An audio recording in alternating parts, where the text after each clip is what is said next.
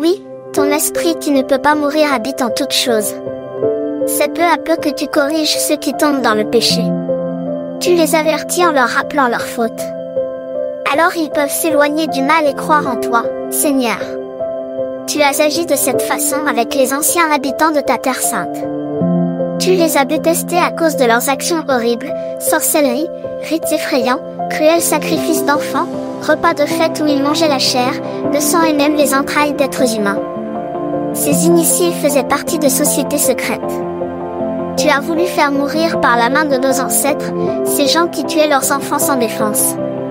Tu voulais que ce pays, que tu aimes plus que tous les autres, accueille des enfants de Dieu, dignes de l'habiter.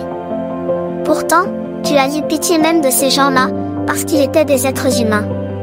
Tu as envoyé de grosses guêpes en avant de ton armée pour les faire disparaître peu à peu. Tu pouvais dans un seul combat livrer ces gens qui te méprisent au pouvoir de ceux qui t'obéissent.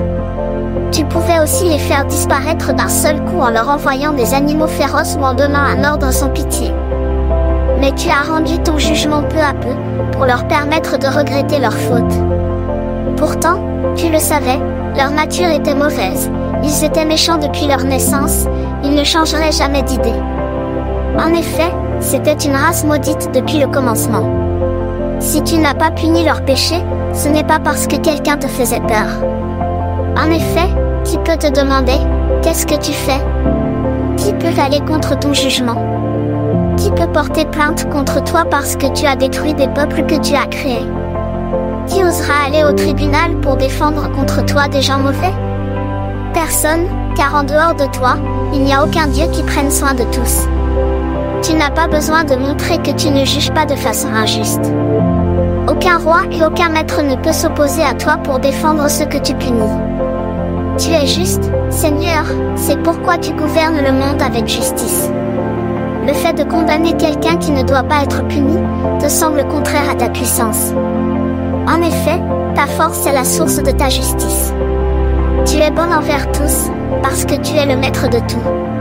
Tu montres ta force seulement à ceux qui ne croient pas que tu es tout-puissant. Tu fais taire ceux qui te provoquent, même s'ils connaissent ton pouvoir.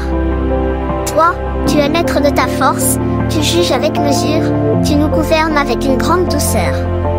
En effet, tu peux agir quand tu veux. En agissant de cette façon, Seigneur, tu apprends ceci à ton peuple, celui qui t'obéit doit aimer les êtres humains.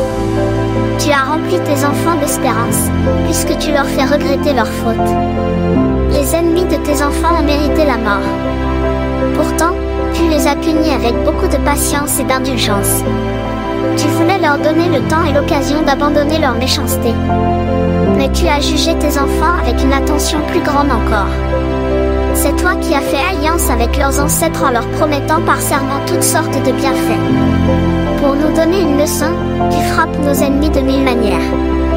Ainsi tu nous apprends à nous rappeler ta bonté quand nous jugeons les autres, et à compter sur ta pitié quand tu nous juges.